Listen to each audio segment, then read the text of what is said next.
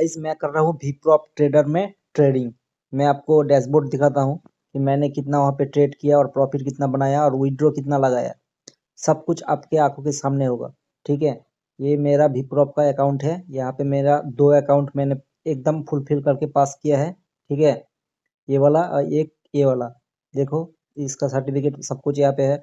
उसके बाद मैं पर्सनल पे जाता हूँ। यहाँ पे देखो जो मेरा अभी मैंने जो है इसमें विड्रॉ लगाया कितना, $219 का। ठीक है, $219 का।